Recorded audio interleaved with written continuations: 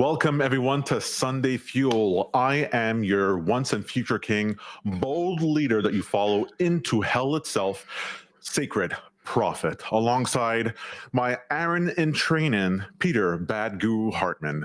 Today, we're going to be going over the Bitcoin trades for a 50x leverage trade setup from the week past and the week ahead. And later on in the show, we're going to be talking about how AI is completely revolutionizing the world and how it's setting up opportunities for us to make money. Because, Peter, that's what it is. That's what it's all about, being in the Holy Global Empire Part 2. Very excited for Sunday Fuel. The year is 2020. As the old financial empires collapsed and crypto drowned in noise and false prophets, one man lost everything. And in that loss, he was called. Through the wreckage of his own failure and the precision of his charts, a higher force revealed what others could not see and entrusted him with a mission to guide others through the chaos he barely survived. They call him Sacred Prophet. And now, the revelation is yours to claim.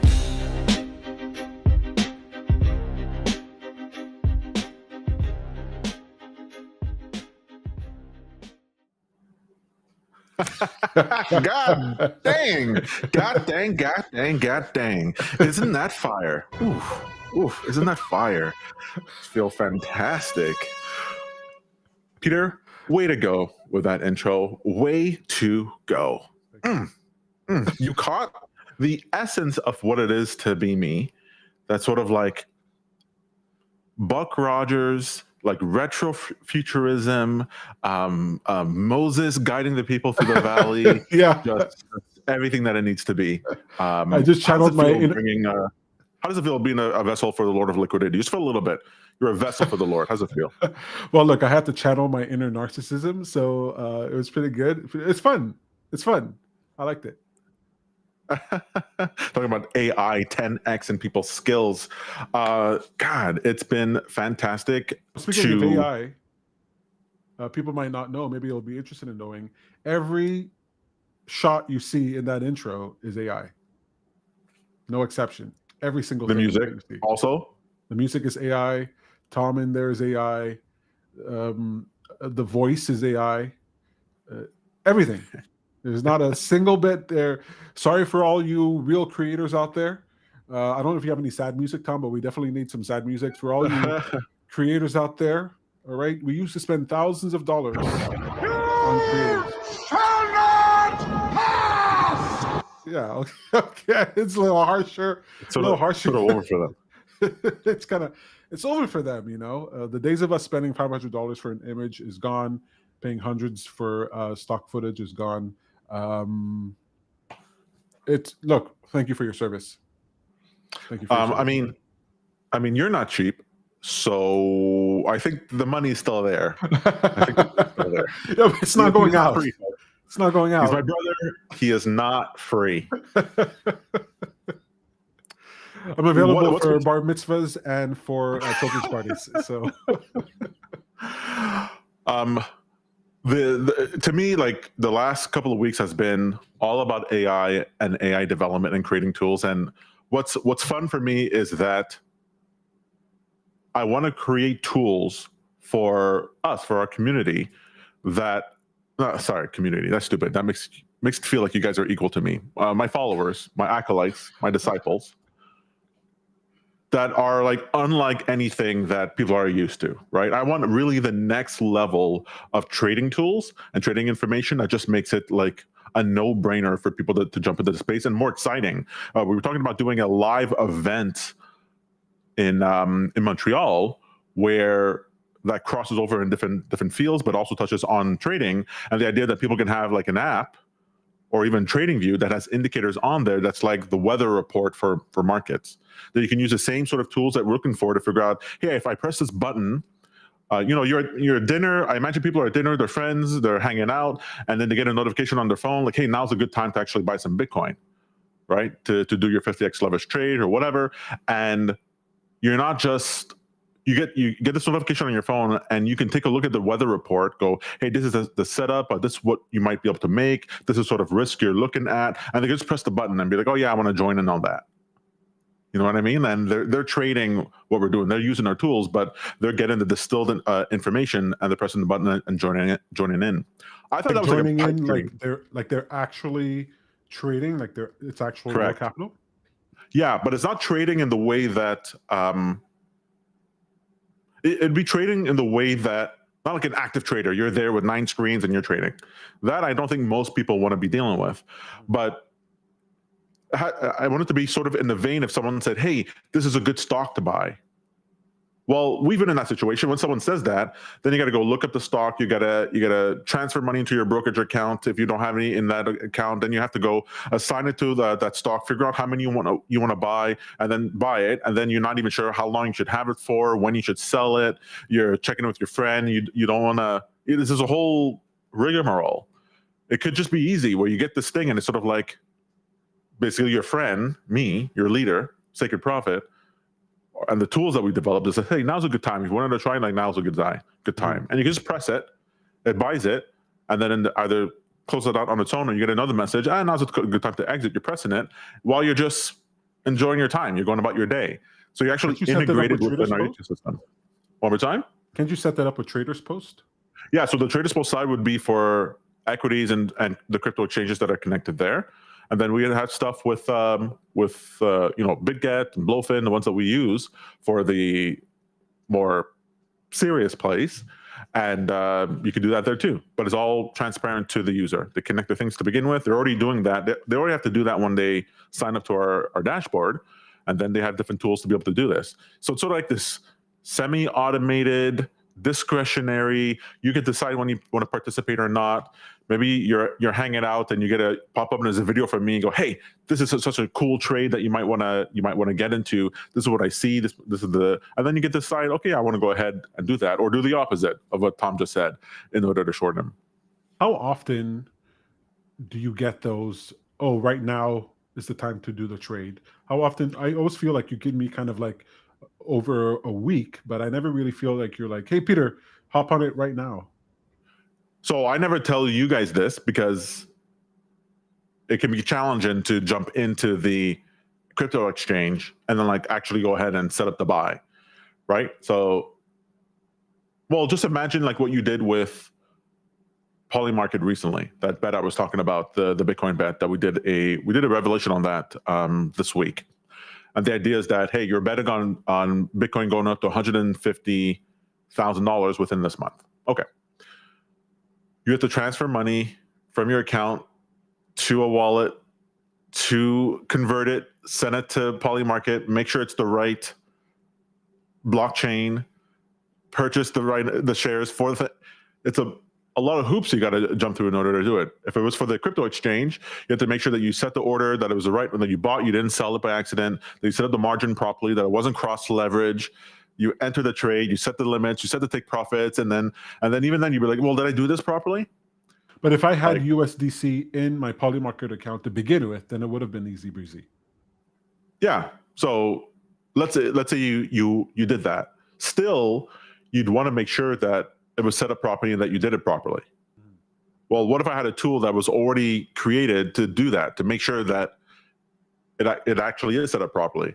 So you have a Chrome extension on your thing, or a thing that you have on your phone, that because of AI, we already developed a system that you press this button and it does it in your account for you privately. Wait, you're saying you have this? No, I'm saying now I could build these things. Oh, yeah. Okay. What's the difficulty level for that? Well, 6 months ago, I wouldn't even bother. Now, the Lord of Liquidity flows through me. See, what happens is that when you follow the LOL, when you follow the LOL, the synchronicity it actually sets up the entire environment that you're in. It sets up the entire world that you're in, and in this retrocausality way, where the future affects the past in the same way that the past affects the future, changes what happens. So what I'm doing now actually called into existence Sam Altman, but it actually needed him to do that, to develop AI years ago in order for it to be ready right now. Is it a coincidence just right now this technology is absolutely needed for me right now in order to Yes. fulfill the law's will? It's a definition of a coincidence, yes. No, The it's what we very call a definition. synchronicity with retrocausality. Okay? That second part is, you're really sneaking that in there. You underestimate my power. Yes, I do. Come on. I definitely Come on. underestimate it. It just so happens that I also have a twin that helps to translate what I need to for the masses. Moses looked at Aaron and said, your life's purpose is to be here to translate for me because I'm a stutterer. You got to say, I'm That's Aaron's the purpose. You don't know stutterer. Aaron for anything else. Did you know that Aaron invented what was a version of a toaster oven back in the Egyptian days? No, that's not No, true. of course not. I'm not going to teach you that because that's not what's important. What's important is that he translated for his brother or whatever he was. Toaster. Toaster oven. The They toaster didn't oven? actually have. Yeah, more like a toaster oven. Now, what we would know as a toaster oven.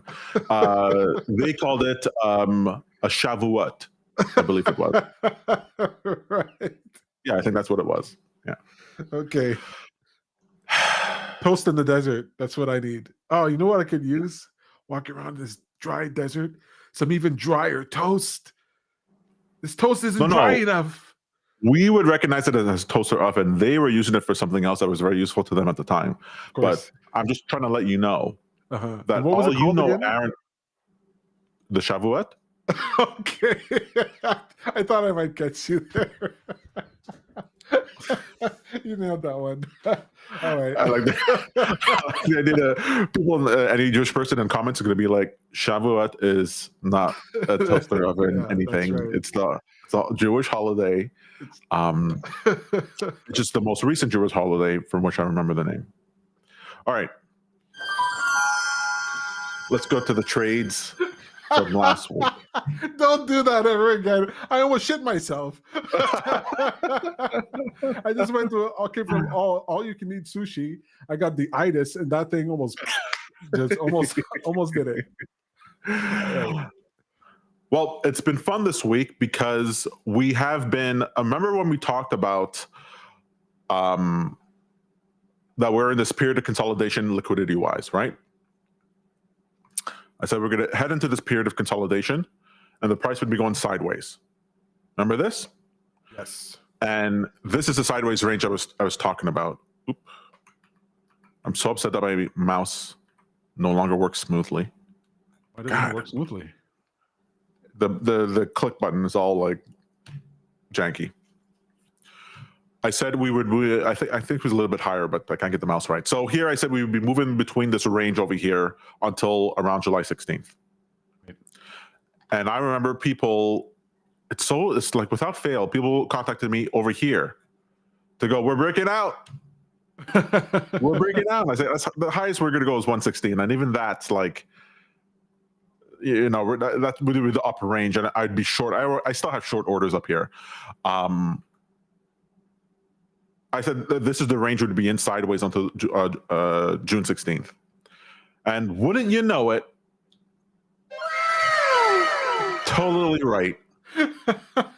Totally right. It's almost as if I'm in direct contact with the Lord of Liquidity and tells me exactly what to do. I don't know. Almost. It's almost like that. Almost like that. And people went long right at that tip, and boom, we fell down. What was it? We fell. God. I have to get a second mouse. We fell 10% from that top. Right, so you get a shorted where we talked about, or just avoid going long in these trades. There's no longs to take here, folks. There was no long. If there's any, shoot, I just accidentally closed my browser. Where's the Yeah, sound get me effect out for of there that? for 1 Where's the second. sound effect for that, Tom? You don't have any friends. Okay.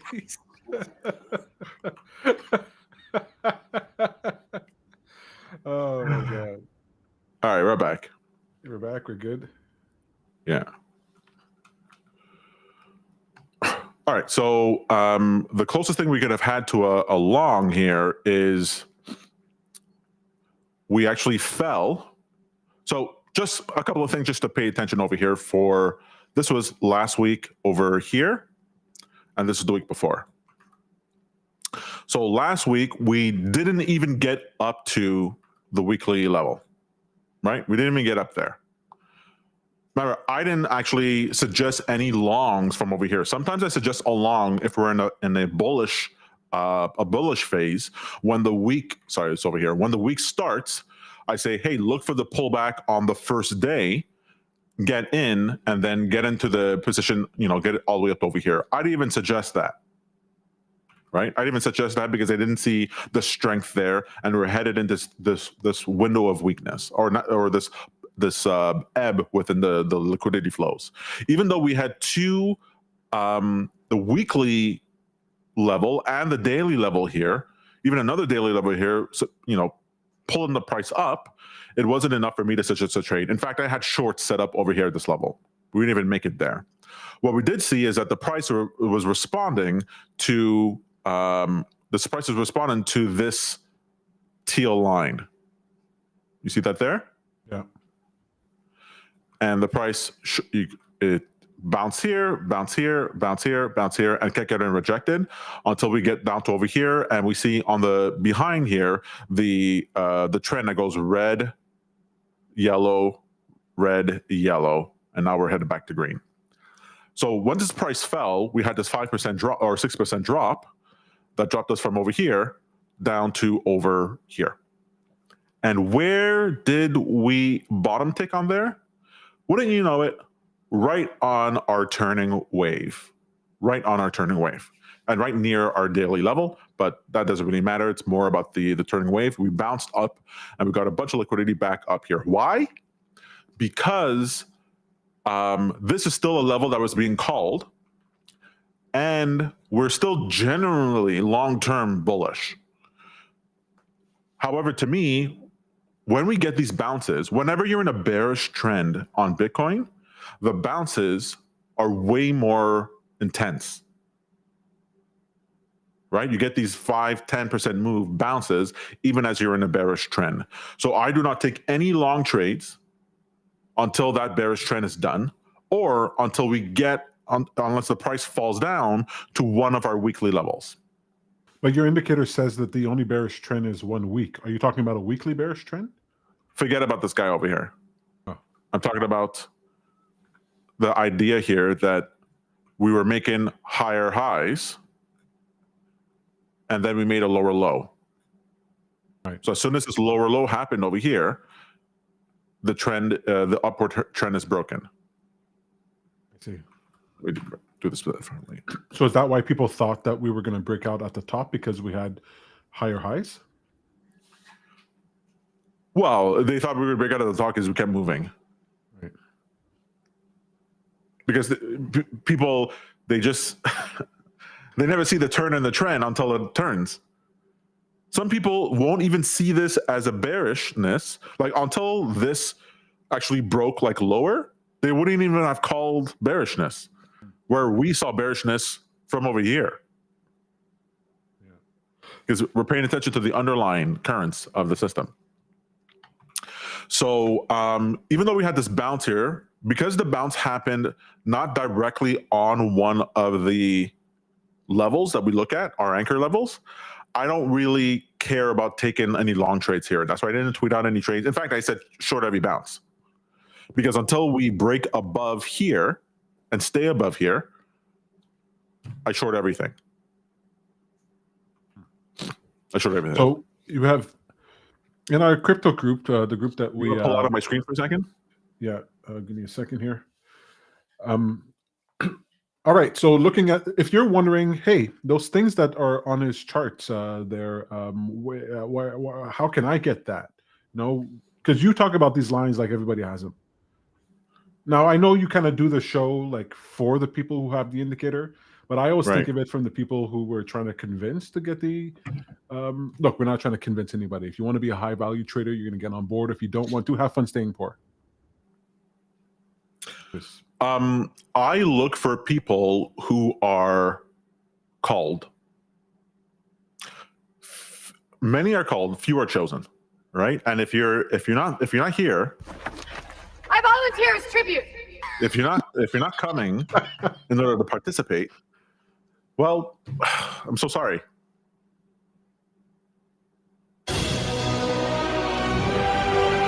Cut that sound. We're gonna get copyright strike, Tom. We have to play the sound to see where we're gonna get the strikes, right? You can just head off to the left, all right?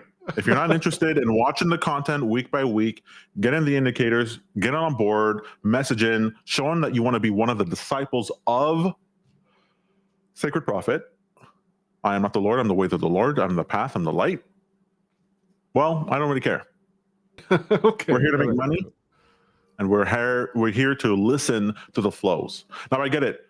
You guys, these shows are for you to sort of like get my interpretations and then make your decisions accordingly. Sort of like the weatherman who comes onto the TV, lets you know, hey, it's going to be sunny next week. You can then make your decisions. Do you need to know how the weather actually works? No, take a look at the charts. Get a sense. Place your trades. Let me be your super indicator, if you will.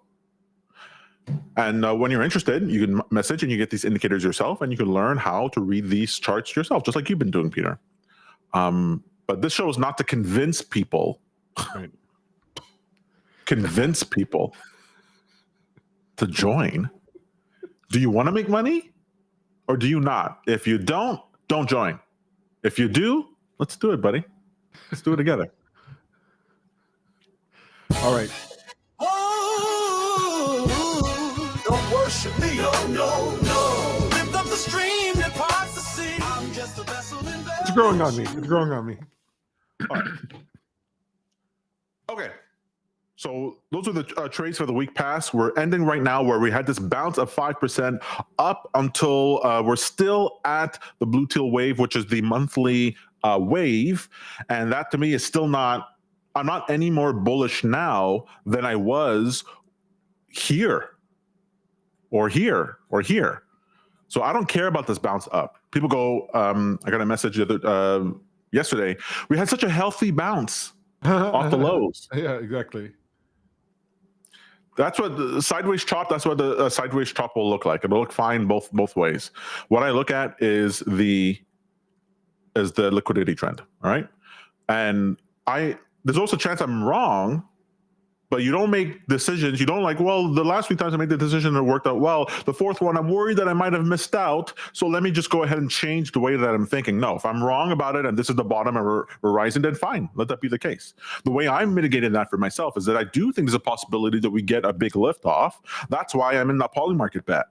It's my hedge. I put in that poly market bet in order to make 76 times my money or 50 times my money if there's a big move.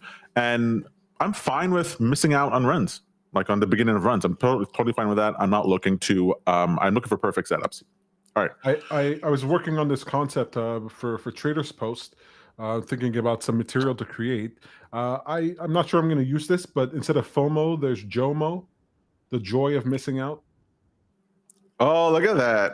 I thought maybe there could be something there because people like missing out, people see that as this bad thing. It's not bad. If you miss out because you're being disciplined, that's good.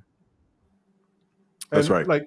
But the opposite of FOMO is good because FOMO is bad. People like treat FOMO as like it's just a matter of fact. No, cancel that out with some anti-FOMO, get some JOMO. And if you miss out, that's how, Tom, remember how we used to do when we used to go to out to the clubs and then we learned, I remember I learned, hey, if I stay after the peak, after I feel like I'm at my peak, I don't get anything better if I stay. In fact, almost always I regret staying in. Exactly. So Tom and I, we talked about it, and then we go to the clubs with our friends, and then right when we peaked, it's like midnight, 1 o'clock in the morning, there's still a couple of hours left. We call it peaking, and then we go, all right, we're done. This is the best feeling that we have all night. Everyone turn to us and go, no.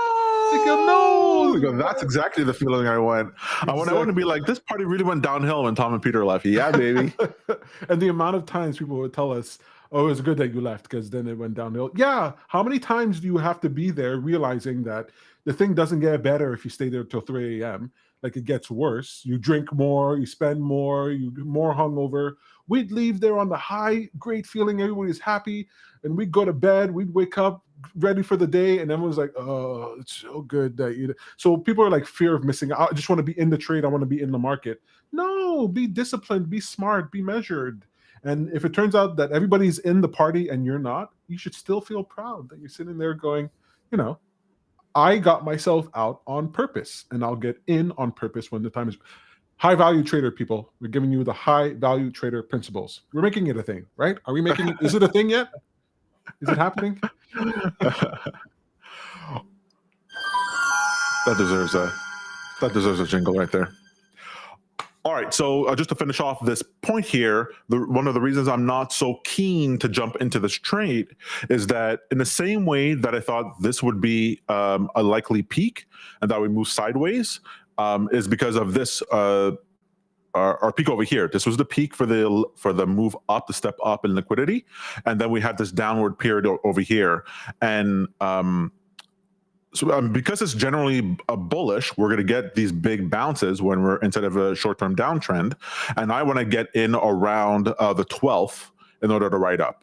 So I think it's totally possible that we move sideways or even lower to get down to the 99.2 level, and that's where I have my entries for a long bounce. Again, we're dealing with 50x leverage here. If you're dealing with 5x leverage, 10x leverage, who cares? Get in now and just keep riding. Why would you ever sell your position? Just hold the whole thing and keep adding to it on every pullback, because we should keep heading up all the way to so far August, end of August.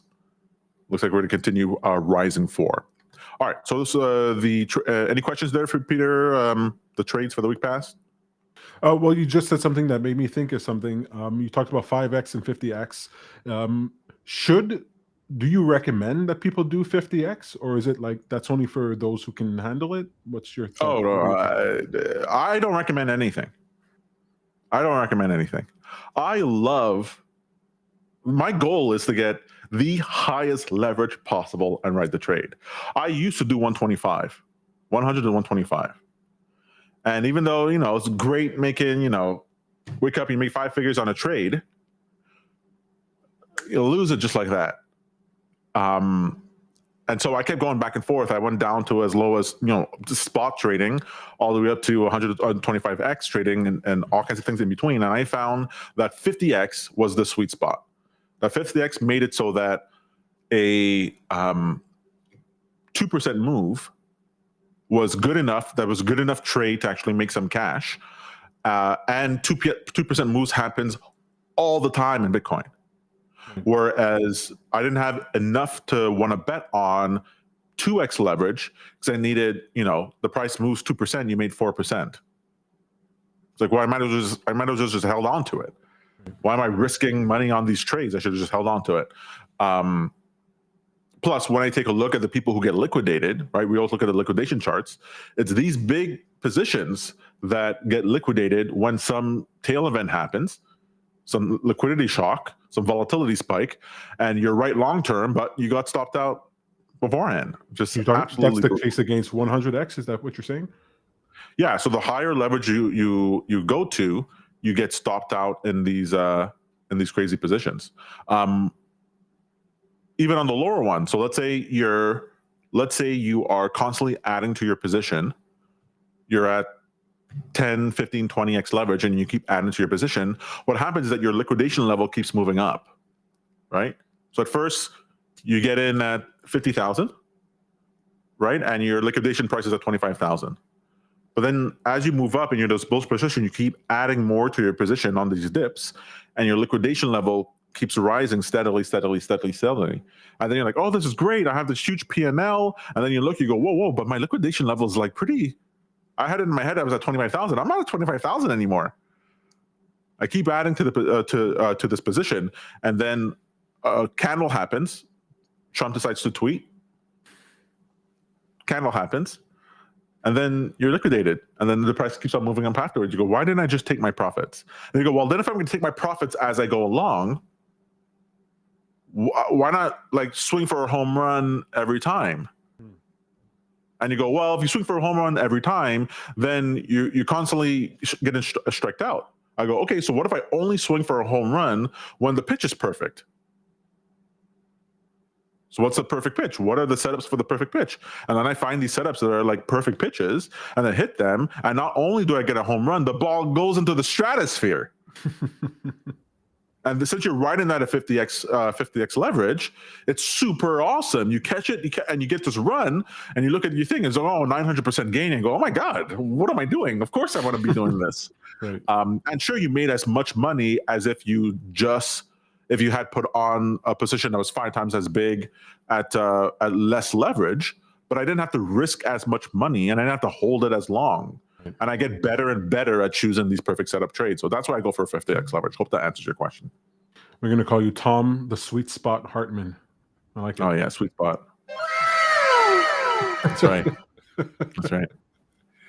All right, so for the week ahead, I still think we have this liquidity zone where we're gonna dip in. If this is true and we're in this period here, the weakness that we saw so far, this weakness where we had a drop here from 112 or 111 down to 100, we should get potentially a bigger drop than that. And I think that brings us down to, I think naturally to 99.2, maybe even down to 92. So to me, 99.2 and 92 on Bitcoin handle are perfect entries for, well, that to me would be perfect entries. I would just set orders at those levels, and if it hits there, let it run up. I think that'd be great. If not, if we go sideways, if the price never drops and we just go sideways from here, as of June 12th, that's where I would be starting to add to my long positions in order to anticipate the next run up, which I do think brings us to 150 handle on Bitcoin before the end of this month, or by the end of this month, which is why I do the trade on Polymarket at 150 at 1%. All right, so 150 at 1%, a dollar gets you 76.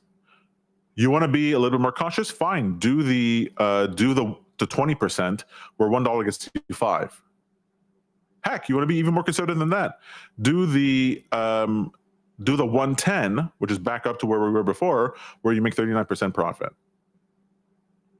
But I love using Polymarket in order to get extra juice. It's an options contract that doesn't have the asymmetry, so it's not like as fun as an options contract, but it's fun in the sense that I go, well, I'm net short, but I have this exposure long that could have this amazing upside to it.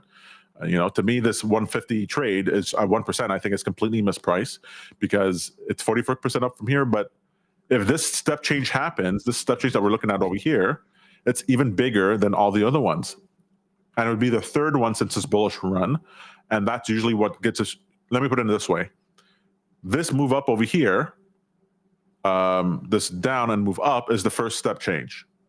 The second one that we had over here, so let me do this, was this. This is the first one.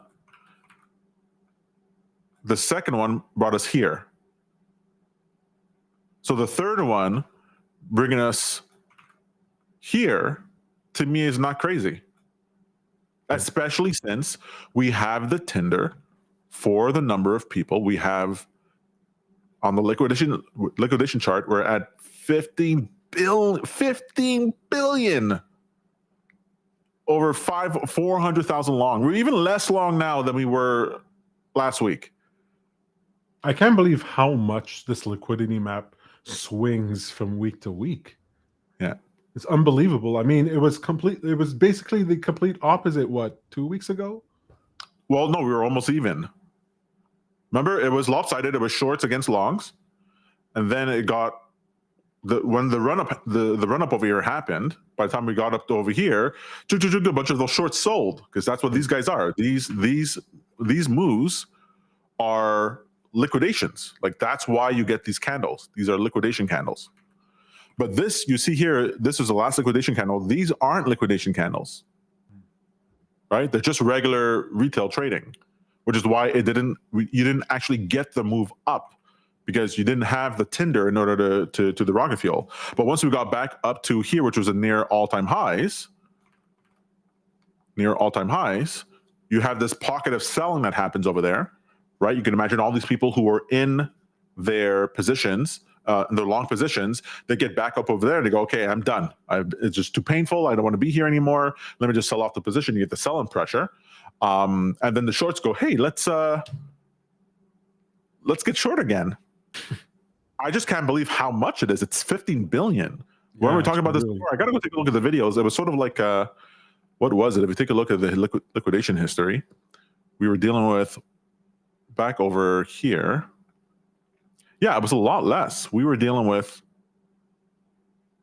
I don't know the number of what it reflects on the chart before, but this is where we are right now.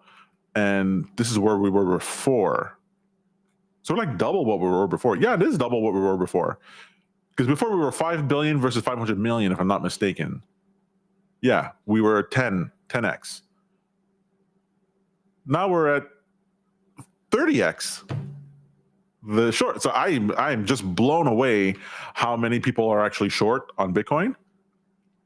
And if 15 billion needs to be bought back quickly, look, they're all clustered nearby. They're all clustered nearby. It starts at 107. 107, that chunk dated. The next jump is to 109, and then the next jump to 110, then 111, and who knows how long where that propels you. I don't know, man. That seems too juicy to pass up. I would explain why poly market is at 1%. It's hard for me to know the exact details why, but because there's no the odds are a function of the number of people taking the bet. So that's where I go back to the Pope bet that we talked about during Revelations this week. Pope Prévost had a less than 1% chance of becoming Pope. It doesn't mean that that's actually what the odds were, that if you knew anything about being a bishop, that was the case. But what it was is that in the betting markets, he wasn't a name. He was an underdog in the betting markets. And so you have this mismatch. The more volume that actually trades, the more you get access to aggregate information that then adjusts the price. So if there was 10% of the people who were in the know and they were also participating within the poly market, it wouldn't be a 1% chance. It might be a 15% chance because they're adding to the side of, I think this will be the case. And then the markets go, well, they adjust according to what the odds are. And so we're getting a 1% chance on the 150 because a 150 move would be a significant move in Bitcoin in that period of time. Does Bitcoin ever move that quickly in such a short period of time? Yes, but it's a tail event, right? And so by definition, it's in the 3 standard deviations and more of expectations. And so you actually, if you're market making, if you are supplying that market, you can actually lose too much money balancing off those odds because you have to provide shares to both sides. So you just end up in a situation that because of the market participants and the market makers, it's just not profitable enough to create the market for the higher odds. And so you get the situation where you get 1%. Mm-hmm. If Bitcoin jumps to all-time highs, that 1% will be 10% or something like that. It'll go up 10x, right? It'll jump up. Just like if we look at let's say we take a look at the Fed decision in June. So this is the interest rates for the Fed. Right now, for June, the odds are less than 1% that we get 50 basis point cut. Totally understandable. Or let's go for this one, just a cut, 2%. 2% chance. So you see over here how it blew out. The blue went up, the yes went up. Sorry. This is what, no change? Yeah. So basically, after we passed the beginning of May, it blew out because there must have been, what was this date? May 2nd. There must have been some sort of policy information, some sort of press release or whatever that indicated the Fed's not going to change. And so it blew out the other way. But if we go to July next month, the odds are 89% that'll be no change and 11% that there will be a cut. Again, way more favoring the odds that it won't be any change. But in September, we're at 37% there's a chance we'll cut, and 61% that we won't. So what happens is that as we move closer to this September 17th date, the odds will spread out, right? Let's say nothing changes, the no change will go up, and the cut will go down. It doesn't mean a cut can't happen. It just means that the profitability is no longer there. The people who are holding the position to the other side will sell it. The property is not there. It could still happen, and then the people who still held the position would make a boatload of money.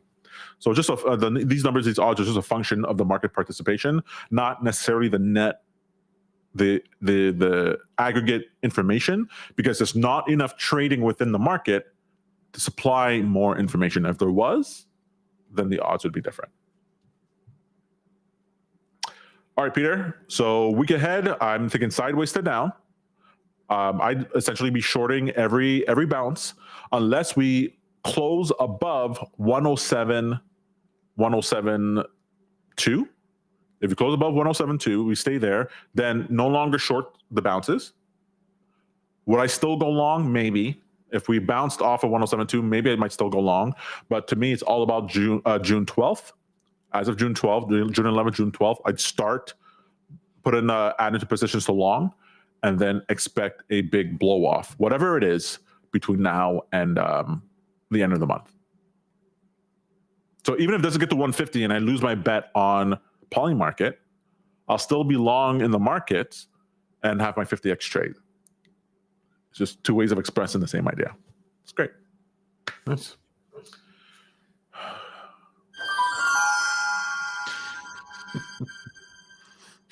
Next up, AI. Peter, I know we touched on AI at the beginning of the stream today. I'm very excited, very, very, very, very excited. There's one thing that I thought was interesting and you're learning more about prompting with AI coding, right? In Cursor. Yeah, I am. How are you, let me preface it with this. So I saw something that you coded, and I've been refactoring it to actually make it more robust, better, more privacy. I have user authentication systems where we could register and sign up, stored files within the database that were stored on the server, checked out. Yeah, I don't want anything stored on the server. No, so it's not stored on the server. Now they're inside a database with multiple levels of encryption and security in order to prevent that. User management systems, I've set it up. And I realized looking at it, I was like, I thought it was very fascinating that you were able to vibe code something that worked, but it wasn't following a bunch of the software engineer parameters that you normally do.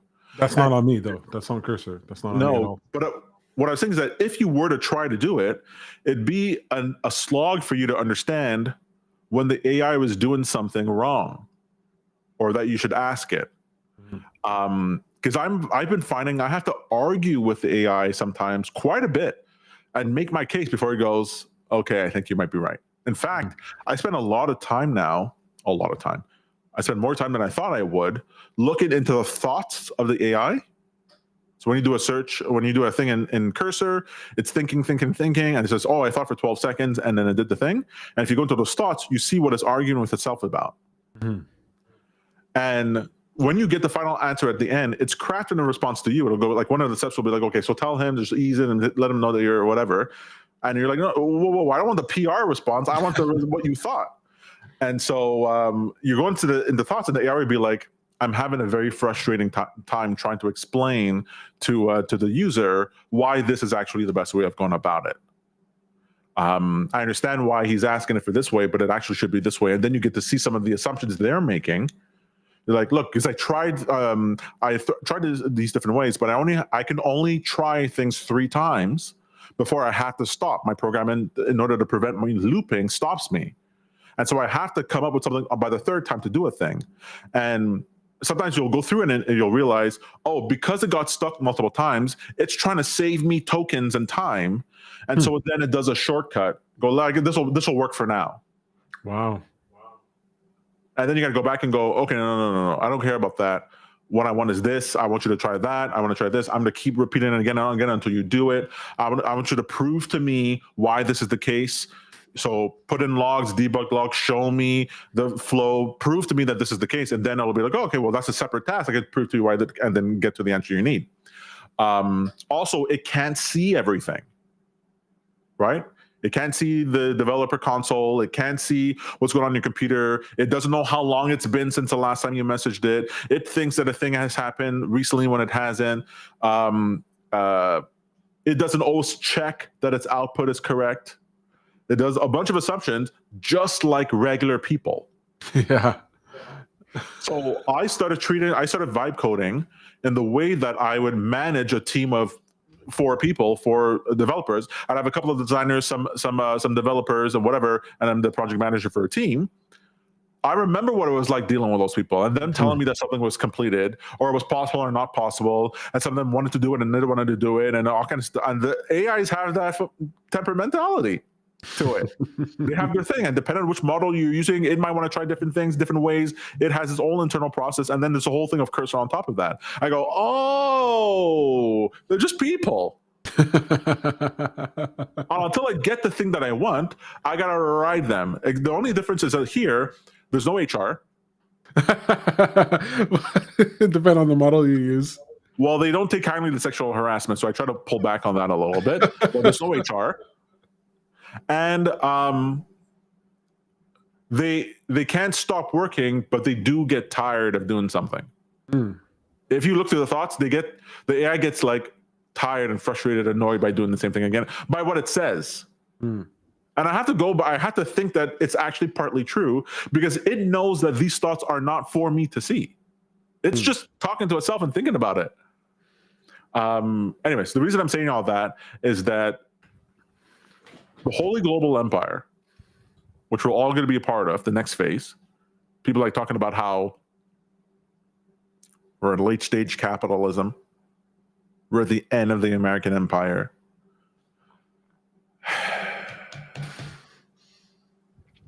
One, you better hope not. You better hope not. And 2, no. At the end of the Roman Empire is not when they started inventing amazing things.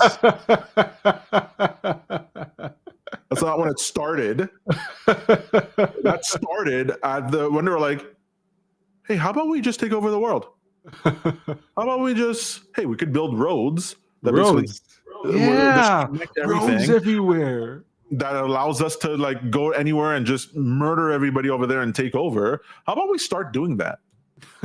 Hey, look at this map. There's places we haven't been to. Let's start going. If you compare that to the self-healing cement that they had, aqueduct systems, new ways of managing slaves, which AI, I don't know if it's slavery, but it feels kind of like slavery. It seems like we have all the components for moving from the republic to the empire, not from the empire to nothing. So I don't know. It feels like we're at the beginning of it. Which gives us all kinds of new ways to trade, all kinds of new information to get. So for example, we get to tap in, I want to create tools that allow us to tap into the social sphere. There's all kinds of information that happens online where sometimes on the X feed or Reddit feed is the first place where I find out about a thing. And now I can just spin up an agent that's just running on my computer, and all it does is check Twitter all day, the accounts that I care about. And when something is interesting, it could just do a deep research on it and gather a bunch of information about it, and then send me a report and go ping me on my phone on Telegram or email and go, hey, you might want to take a look at this. I'm like, wait a second. Wait a gosh darn second. And then I look inside of the retail trading space to go, are there different tools of people? Did my microphone turn off? I know if I bang on the table. I just about, no, you're good. You're good. Where I go, wait a second. I look in the space and I go, what are the big players doing? What's the TradingViews doing? What's the Lex Algos doing? What are the what are YouTubers doing? Whatever. Are they doing anything that will surface the kind of tools that I'm looking for? Agentic, surface of information, automated systems, semi-discretionary. Are they doing all this sort of thing? No, they are not. They are not. Perplexity does it a little bit. You can get financial reports on companies and their numbers. Yeah, but it's all expected.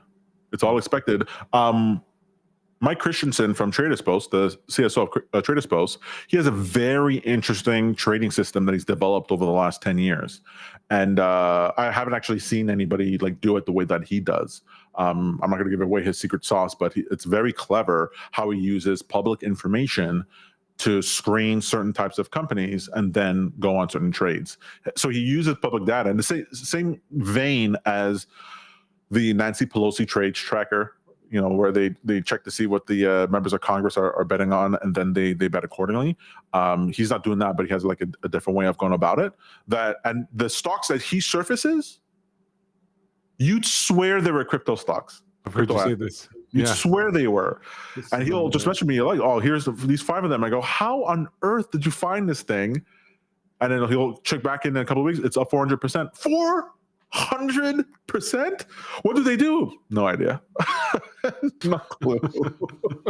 Like, oh, just amazing. So there's ways of surfacing information that I think we're on the verge of just a completely revolutionary way of making money that's accessible to regular people. That's the part that's so interesting, accessible to regular people. You made that point the other day to me that I thought was pretty interesting. You're like, the hybrid app, because there's a hurdle of you can use AI coding in order to develop an iOS app, but then you got to get that through the ancient system of getting it on the App Store. Yeah. But you can spin up now a hybrid app that's as good as any micro SaaS. Yeah. And so the number of these things that might actually occur, and you don't have to wait to get the market for that, I think are going to explode. We can have a suite of apps that are tailor-made specifically down to your thing, or you just you save the website, and all of a sudden you have a suite of things that's like, I'm going to check this every time I'm doing anything, and I'm making money using esoteric information and high-end systems in order to generate it.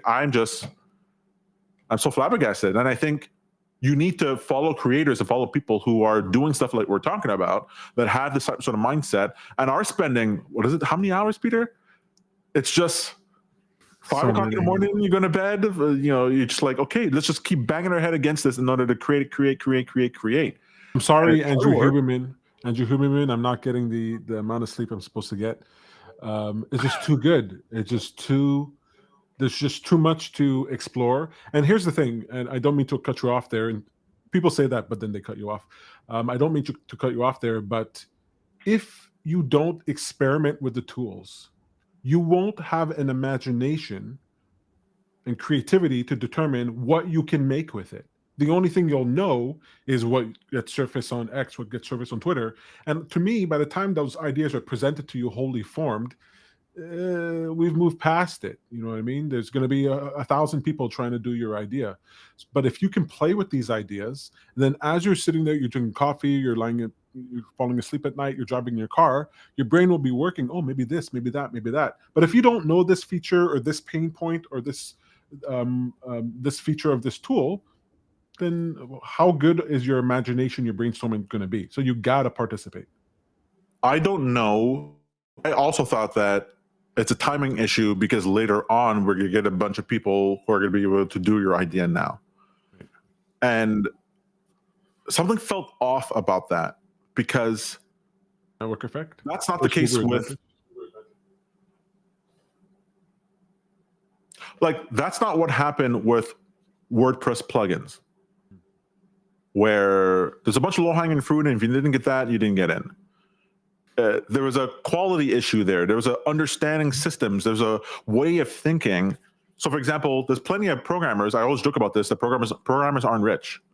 Why the hell aren't most programmers rich? You could be a dentist and make $250,000 a year, but a programmer who's regularly making $1 million systems and applications for other people can't do it for himself. Until I realized, it's because they don't have any user interface skills. They don't have any people skills. They don't know how to develop a business. They don't have any of the networking. They have no brain for it. Whereas, 110 IQ can walk his way into a $10 million a year business, because He's never thinking about how not to be able to do this. So it's not just the skill, the ability to do something that matter. Even now with vibe coding, there's all kinds of things people right now could build. They're not building it. And so I think what it requires is a type of mentality. Chosen for the Constitutional Convention. There is a New York junior delegate. Now, what I'm gonna say may sound indelicate. Goes and proposes.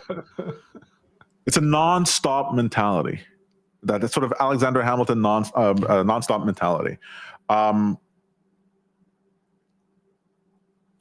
We make tools. You're seeing the things that we make are tailored to our interests.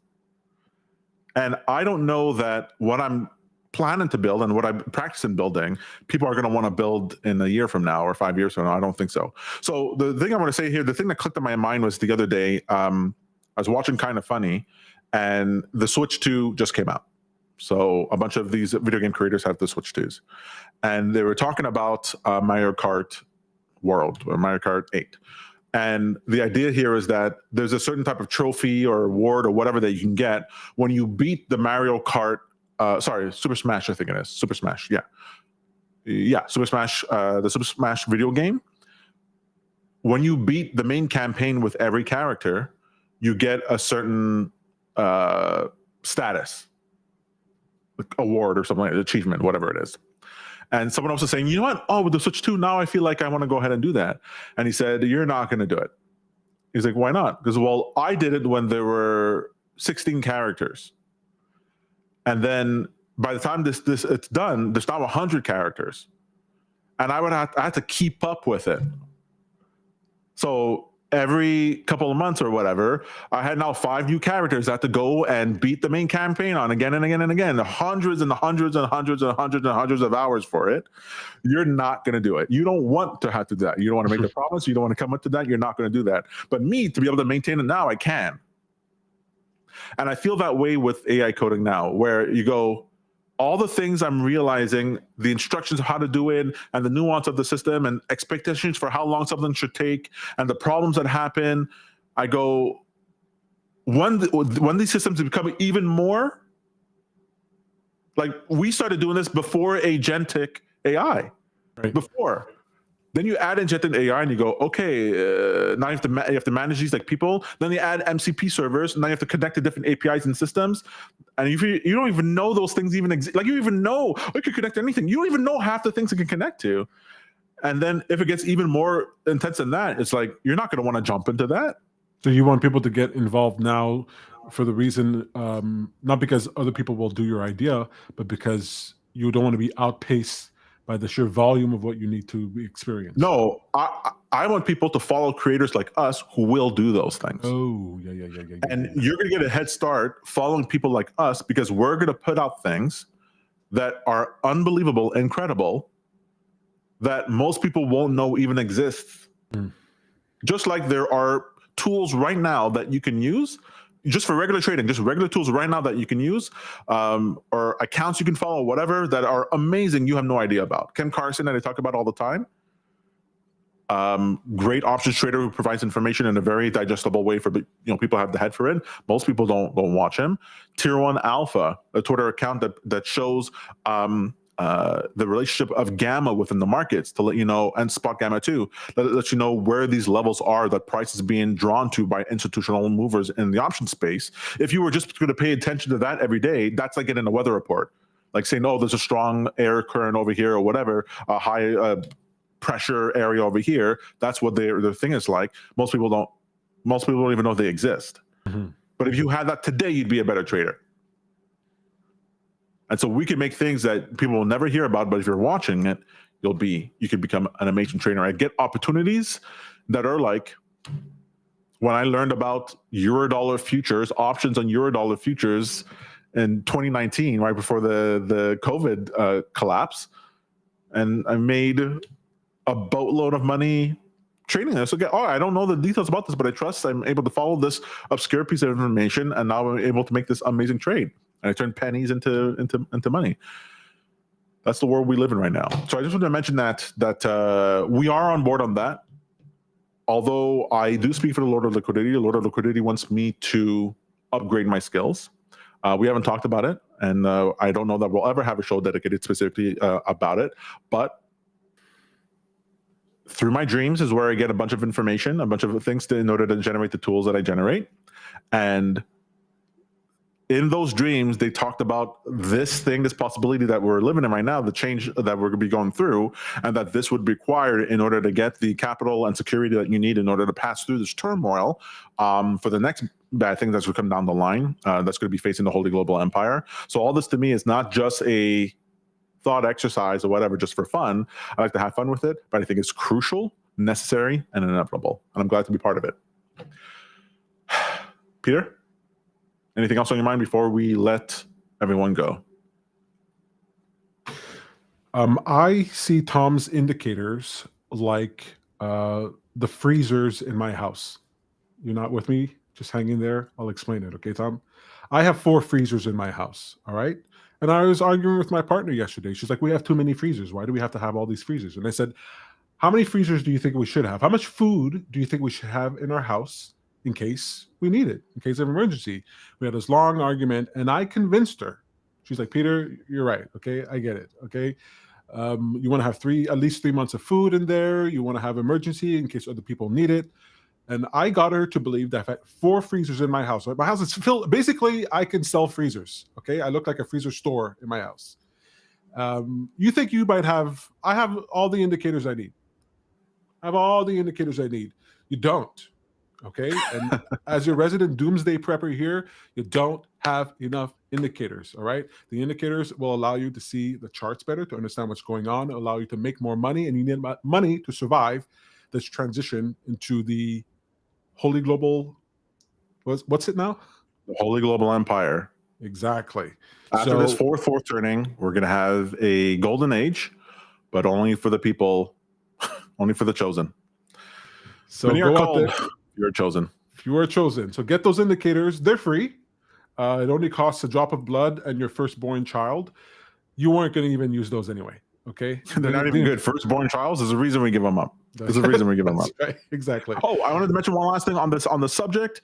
Go to Blueprint, which is a Thursday show we do on Traders Posts, where you're going to get to see me use AI systems and within a video, convert someone's YouTube video into a fully functioning trading system. Like they have a whole business, they might have a whole business set up in order to sell you this thing, and I'm able to recreate it in an hour using AI for you to use. Well, if you think I'll do that to somebody's YouTube video, you think I want my stuff to be the sort of thing that you can just quickly be able to create? No, I got to make my stuff AI proof, even better, just absolutely amazing. So yeah, you will see me just full on take their idea, squeeze it, and spit it out into an engine. There you go.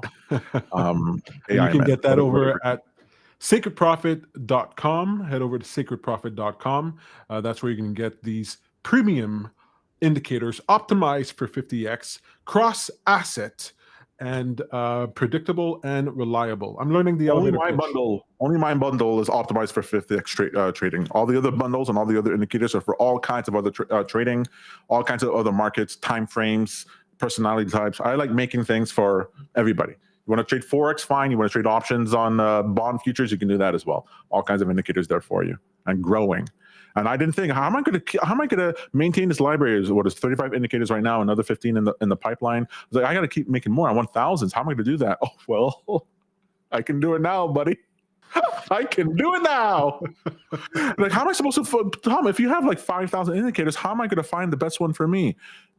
AI. I'm going to use AI. It's going to surface the perfect thing for you. Hey, give me your trades. Show me your trades. Perfect. You need these 7 indicators. Toss them onto your chart and let me know when you make your first million. Boom. Oh, don't worship me, oh no. Have a great week, folks. Lift up the stream that parts the sea. I'm just a vessel in velvet shoes. That is a lot of fun.